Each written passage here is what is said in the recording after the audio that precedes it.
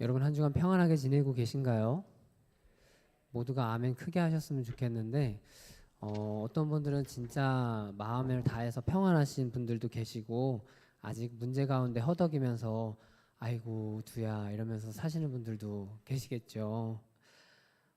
하지만 어떠한 삶을 살던 와중에도 우리가 예배를 소중히 여기는 것은 왠지 모르게 이 예배 시간에 자유함이 있기 때문입니다. 하나님의 은혜가 우리를 이렇게 싹 감싸면 왠지 모를 그 세상에 있던 묵은 때와 묵은 죄와 생각들이 다 벗겨지고 그 순간만큼 우리가 주님 안에서 자유를 얻기 때문에 우리가 노임을 받기 때문에 예배가 그렇게 소중한지 모르겠습니다. 오늘도 어떠한 삶을 사시던 간에 우리가 예배를 하나님께 올려드리면서 하나님께서 우리의 생각을 자유롭게 하시고 마음을 자유롭게 하시는 것을 얻고 돌아가시기를 바랍니다. 왜냐하면 주님은 우리의 삶을 늘 평안한 길로 인도하시기를 원하시기 때문에 먼저는 우리의 영혼의 이 예배 시간에 자유를 허락하시기 때문입니다.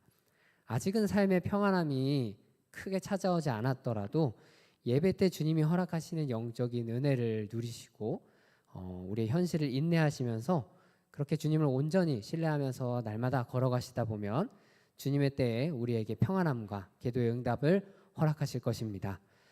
저는 그것을 믿기 때문에 오늘도 여러분들에게 힘이 되시는 그 말씀을 한번 준비해 봤습니다. 오늘은 여러분과 함께 나눌 말씀이 기도의 응답에 대한 이야기를 나누려고 합니다. 우리가 기도의 응답을 받을 때를 생각해 보면 우리가 어떤 하나님이 주시는 분명한 메시지를 받았을 때는 그때의 경험이 있고 그때의 영적인 감각이 있고 그리고 기도하면서 때로는 어떤 성경 인물과 사건들이 우리에게 생각났을 때 우리가 그것을 깊이 묵상하면서 주님이 이것을 나에게 꿈으로 품게 하시는 때가 있고 혹은 그것이 이것은 나의 것이 아니구나 생각하게 될 때가 있습니다. 우리는 성경의 인물이 우리의 삶 가운데서 깊이 기도의 가운데서 깊이 이제 생각이 날 때는 그것을 내 삶에도 이제 소망으로 품고 이렇게 기도할 때가 있는데 이런 소중한 경험들이 여러분들한테 아직 없으셨다면 있으셨으면 좋겠고 있으셨다면 이것이 우리에게 감각 그리고 경험 이런 것들로 남아 있습니다. 이것은 믿음의 생활에서 정말 소중한 것들이죠. 기도의 응답이 내가 하나님께 받은 것, 성경의 인물과 사건들이 내가 소망으로 품었던 것들 이런 건 정말 소중한 자산인데 때로는 이러한 경험과 지식과 그리고 이 소중한 자산 때문에 길을 잃어버릴 때도 있습니다. 오늘은 그 길을 잃어버린 자들의 기도를 함께 나누어 보면서 우리는 올바른 길, 올바른 순종의 길로 나아가는 그런 신앙생활이 되었으면 좋겠습니다. 자, 이제 성경 이야기를 좀 보면 예레미야 시대를 제가 준비해왔는데요. 예레미야 시대에 이제 43장쯤 되니까 나라가 망했습니다. 폭삭 망해가지고 이제 유다는 없습니다. 유다는 이제 바벨론에 다 끌려가고 몇몇 남은 사람들만 이렇게 남아가지고 이제 명맥을 유지할 뿐이었죠. 오늘의 이야기는 이 망한 이후에 한 사건을 겪은 이스라엘 백성들의 반응인데요. 조국이 이제 다른 강대국, 여기서는 바벨론이죠. 바벨론에 의해서 멸망하면 강대국들은 이 보통 그 강대국에 뭐 황제가 와가지고 다스리는 게 아니라 그 다스릴 사람들을 파견하죠. 우리나라가 일제에 의해서 멸망했을 때 조선 총독부가 세워졌던 것처럼 이런 다스릴 사람들을 파견을 합니다. 근데 다스리는 사람들, 이 파견에서 온 사람들은 두 부류의 사람들이 있어요. 첫 번째는 거기서 진짜 바벨론 사람을 여기다가 파송한 것. 그리고 두 번째는 유대인 중에 한 사람을 뽑아가지고 여기에 지도자로 세워놓는 방식입니다. 이 두 번째 방식이 꽤나 그 사람들에게 저항이 적기 때문에 이 방법을 꽤나 많이 택하는데 성경에서는 우리가 이거를 두 가지가 한 번에 있는 경우도 봤죠. 예수님 시대에는 분봉왕 헤롯이라는 사람이 있었고 그리고 유대 총독 본디오 빌라도가 있었죠. 헤롯은 이 현지인이고 빌라도는 로마 사람입니다. 이런 것처럼 이 두 가지 통치 방식 중에 한 가지를 택하는데 바벨론은 이 후자를 택했습니다. 유대인 중에 한 사람을 뽑아가지고 유대 총독으로 임명해서 파견했어요. 근데 정말 큰 안타까운 사건이 벌어지죠. 이 유대의 총독으로 왔고 그를 호위하는 여러 바벨론 병사들이 있었는데 이 사람들이 파견 오자마자 다 암살을 당합니다. 다 죽어버렸어요. 그리고 나서는 시체도 숨겨버렸죠. 이 사건을 은폐하려고 최대한 노력했는데 어쨌든 걸렸습니다. 그리고 제가 이 사건에 대한 의미나 뭐 이런 거를 나누려고 하는 게 아니라 유대에 바벨론에서 총독을 파견했는데 죽었다. 그러면 이 사건 자체를 들으면 엄청나게 큰 문제겠죠. 지금 눈앞에 심각한 문제가 펼쳐졌습니다.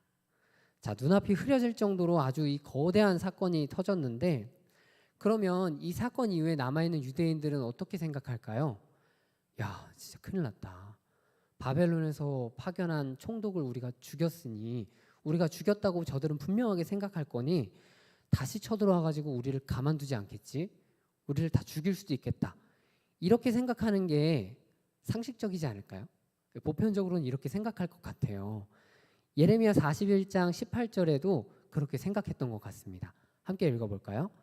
이는 느다냐의 아들 이스마엘이 바벨론의 왕이 그 땅을 위임한 아히감의 아들 그다랴를 죽였으므로 그들이 갈대아 사람을 두려워함이었더라. 아멘. 그들 유다 사람들이 갈대아 사람, 바벨론 사람들을 이 사건 때문에 매우 두려워하고 있었습니다. 바벨론이 파견한 유다 총독이 암살당하는 이 초유의 문제, 이로 인하여서 남은 유다 백성들은 이 갈대아 사람들, 바벨론 사람들을 두려워할 수밖에 없죠. 오늘 당장 쳐들어와 가지고 우리를 죽일 수도 있고, 그게 아니더라도 매일매일 이 유다 땅에 남아가지고 살 때 불안하지 않겠습니까? 얼마나 불안할까요? 언제 와가지고 우리를 다 초토화시킬 수도 있기 때문이죠. 이것은 지금 유다 땅에 남은 사람들이 상식적으로 생각하는 사람들이라면 충분히 예측 가능한 것이었기 때문에 지금 이 바벨론 사람들이 쳐들어오진 않았어도 계속해서 두려움을 가지고 이 문제 때문에 아주 끙끙 앓고 살고 있겠죠. 제가 오늘 함께 나누고자 하는 메시지는 이 두려움, 이 상황에서 상식이라는 게 얼마나 무서운가, 우리 신앙생활에서 이런 상식이 얼마나 안타까운 일을 자아내는가, 그 이야기를 좀 나눠보려고 하는데요.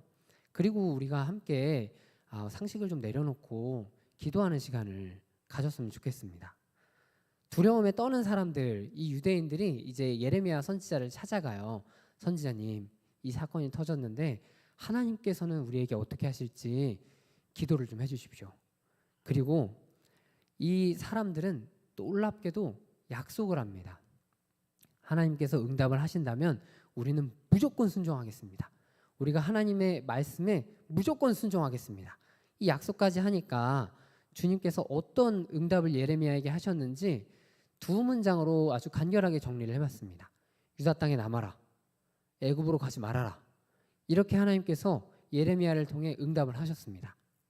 지금 이 사람들이 유다에 다시 한번 바벨론이 쳐들어온다라는 것을 상식적으로 생각을 했고, 이들이 이제 마음속으로 가정을 했던 것은 그러면 우리가 살려면 어떻게 해야 될까? 먼저 그 생각부터 들잖아요.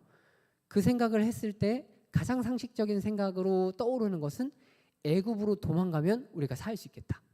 이것이 마음속에 이미 자리 잡은 상태에서 예레미야에게 찾아와 기도를 요청한 거예요. 근데 하나님의 놀라운 응답은 유다 땅에 지금 남아 있어라. 이 응답을 받을 때 평안했을까요? 저도 상상을 해봤는데 이 유다 백성들이 이 땅에 남아 있으면 매일매일 얼마나 불안할까요? 만약에 바벨론에 첩자를 보냈는데 군대가 조금이라도 움직인다 이러면은 그때부터 또 이렇게 막 움츠려들고 이런 삶이 계속 반복될 것 같은 그 불안함이 있을 것 같아요.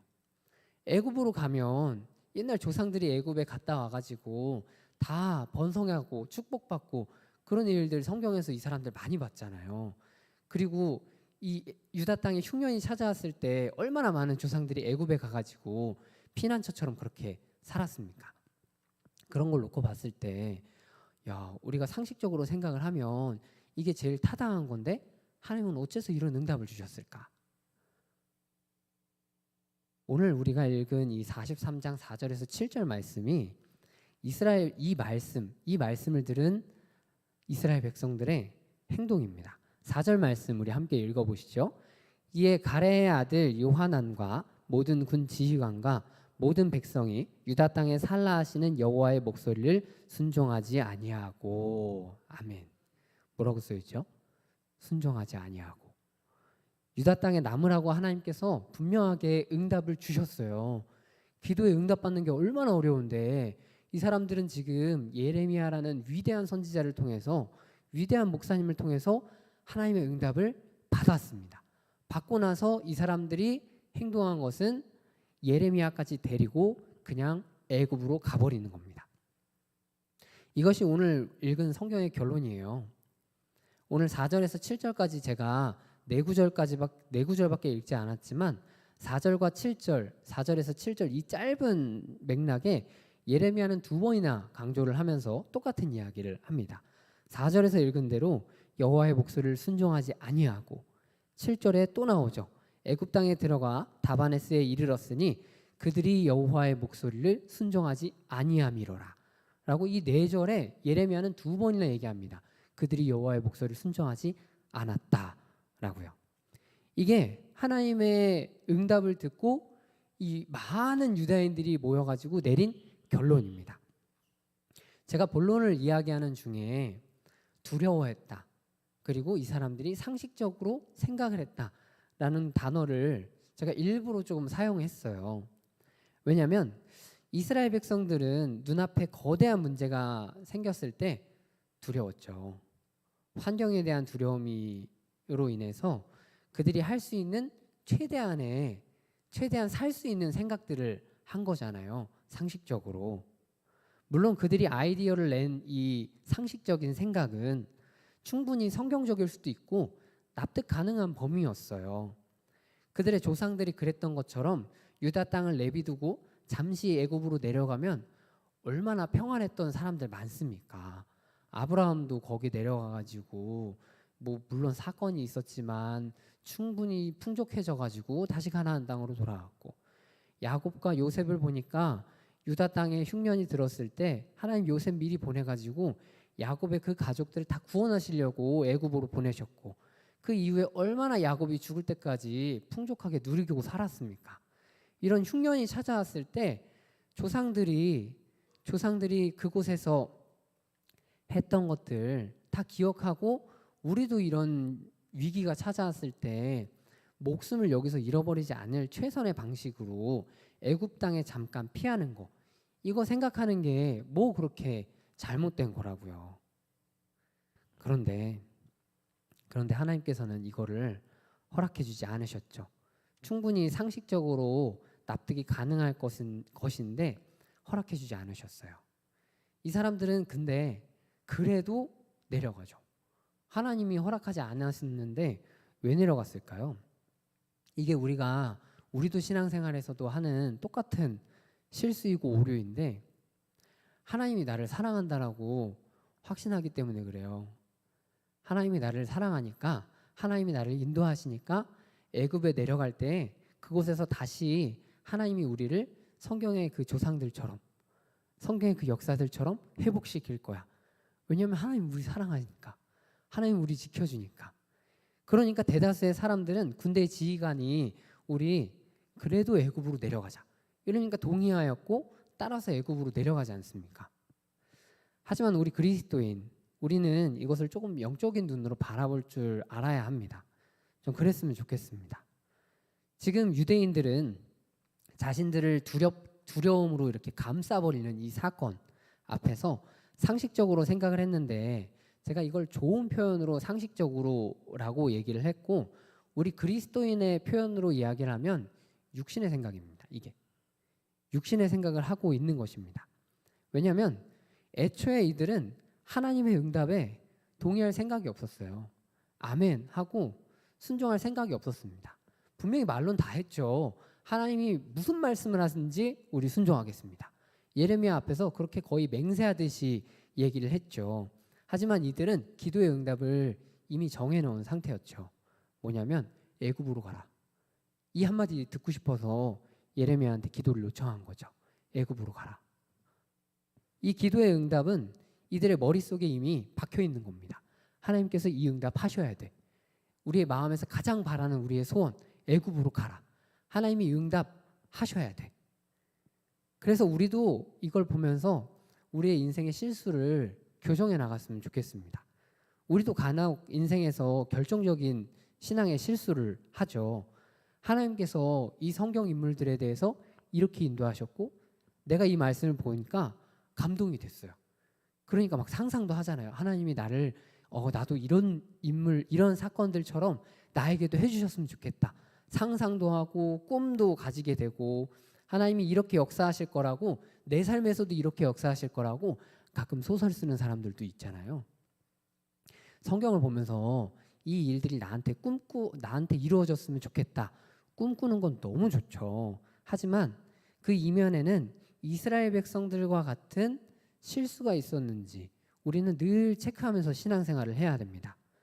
문제를 두려워하기 때문에 이미 기도는 하지만 이미 상식적으로 세상적인 생각으로 육신의 생각으로 어떤 결론을 내려놓고 기도를 하고 있습니다.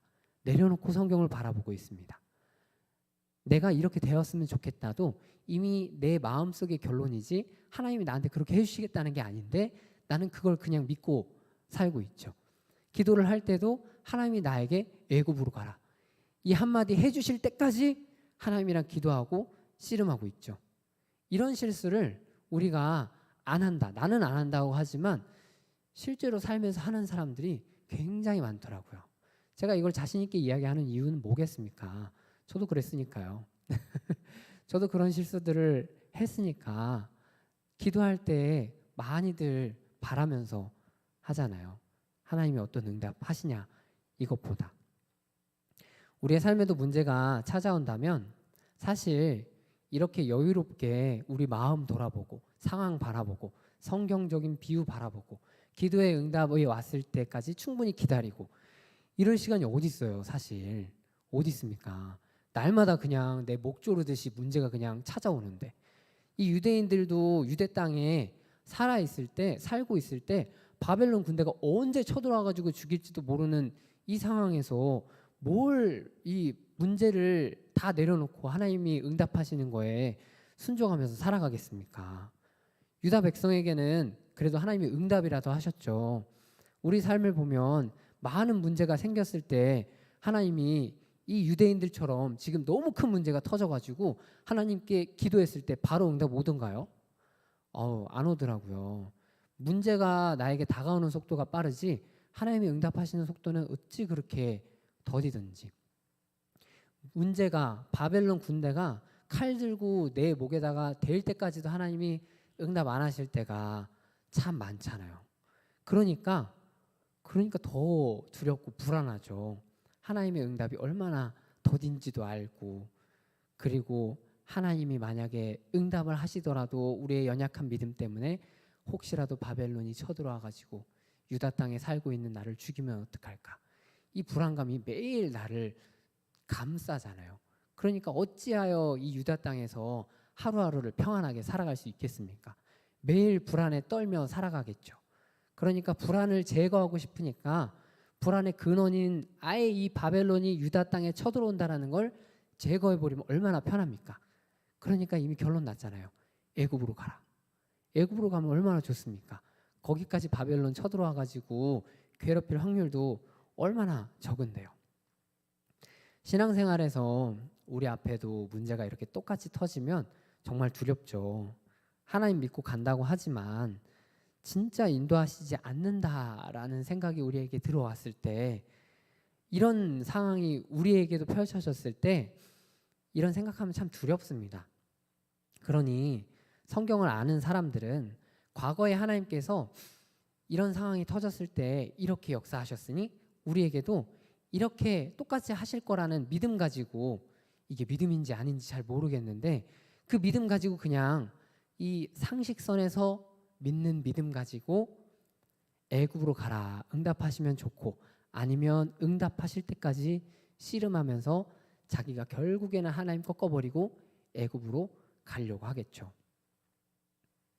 우리에게 중요한 것은 신앙의 지식도 아니고 이 경험도 아니고 기도에 응답받았던 그 감각도 아닙니다. 이런 것들이 중요하긴 하지만 이 경험과 감각에 의한 판단은 우리를 결코 평안한 길로 인도하지 못합니다. 야곱과 요셉 같은 사람들이 애굽으로 갔을 때 그 애굽 땅은 여전히 악한 땅이었고 여전히 패역한 도시였고 여전히 음행이 가득한 곳이었어요. 하지만 하나님이 야곱과 요셉을 인도하시니 그들의 삶에는 평안이 가득했고 그들의 삶에는 복이 넘쳐났습니다. 하지만 하나님께서 인도하시지 않은, 하나님이 애굽으로 가라고 하지 않으셨는데 가는 이스라엘 백성들, 이 유다 백성들의 이후의 삶은 안타깝습니다. 하나님이 애굽에 도착했을 때 너희 심판한다라고 얘기하셨죠. 번성하는 땅이 아니라 하나님께서 망하게 하시는 땅이 이 유다 백성들의 애굽 땅입니다. 애굽으로 가라라는 것이 옳다고 생각한 사람들이 그들이 맞은 결말이죠. 지금도 문제 앞에서 우리는 먼저는 우리는 하나님께 기도해요. 우린 다 믿음으로 살아요. 다 순종해요. 이렇게 고백을 하지만 사실 상식선에서 먼저 어느 정도 생각을 하고 결론을 내리고 기도하는 분들 참 많으십니다. 왜냐하면 두려우니까요. 얼마나 불안하니까요. 그러니까 응답 없는 기다림이 무섭고 떨리고 또 때로는 내 상황과 전혀 맞지 않는 이런 응답을 주실 때에는 얼마나 이게 마음속에서 큰 갈등이 생기겠습니까? 그렇지만 우리는 기억해야 됩니다. 하나님이 우리를 애굽으로 가라라고 하셨는지, 애굽이 어떤 땅인지는 중요하지 않아요. 지금 유다 땅이 어떤 것인지도 중요하지 않아요.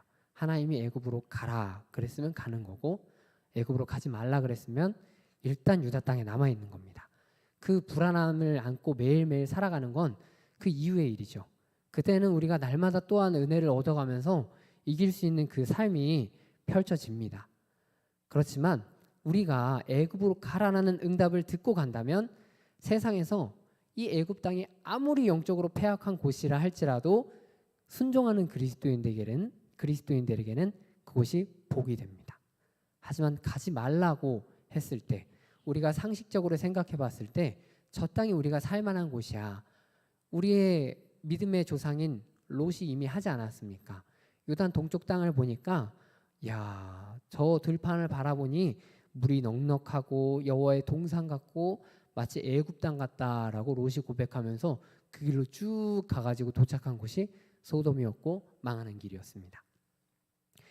그곳에는 롯이 걸어갔던 길에는 평안함이 없고 하나님의 인도하심이 없습니다. 오늘 유다 백성들이 애굽으로 가라는 음성을 듣고 싶어서 자기들이 그냥 결론을 내리고 찾아간 그 땅에는 평안함이 없고 주님의 인도하심이 없습니다. 그러니 저는 여러분과 함께 기도하기를 바랍니다. 하나님이 애굽으로 가라라고 말씀하셨습니까? 아니면 문제의 땅 유다에 남으라고 하셨습니까? 선택은 우리 몫입니다. 하나님은 응답하시고 우리는 선택하고 우리가 결정하는 것이죠.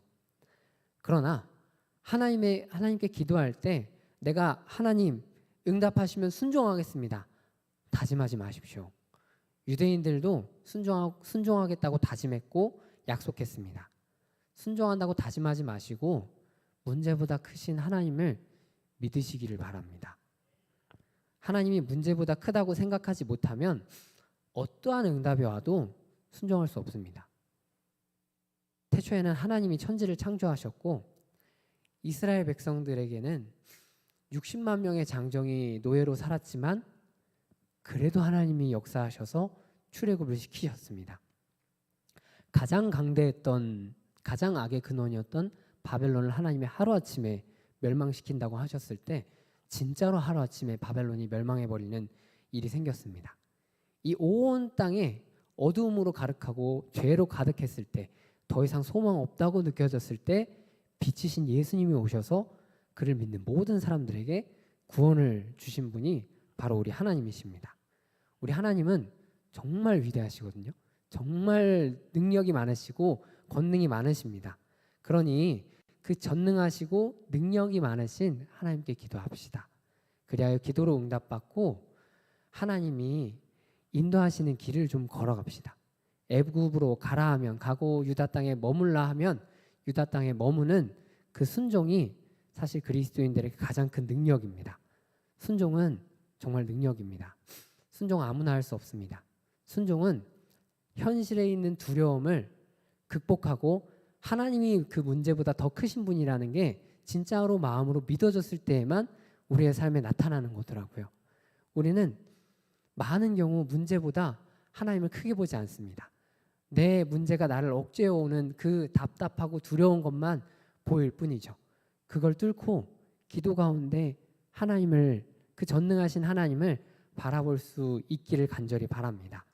우리의 문제보다 하나님이 더 크십니다. 그러니 문제를 넘어서 하나님의 응답에 순종하는 자는 반드시 전능의 하나님이 인도하실 것을 믿고 기도하며 인도받는 저와 여러분이 되기를 주님의 이름으로 축복합니다.